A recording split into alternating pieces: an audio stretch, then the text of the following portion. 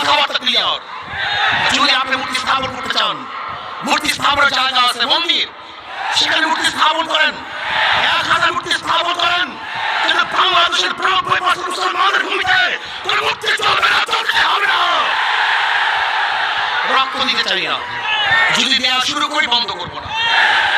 রক্ত দিতে চাই না, দেয়া শুরু করে রক্ত বন্ধ হয় না। মুসলমানের রক্ত কেউ বন্ধ করতে পারে নাই।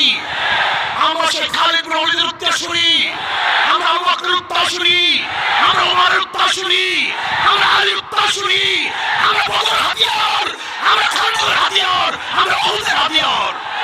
আমরা জাগ্রত হলে আবু জাহেলকে গোটা দুনিয়া থেকে বিদায় না দেওয়া পর্যন্ত মাঠ ছাড়ার প্ল্যান আমরা নই। ভাই আমার কথাবার্তা ক্লিয়ার।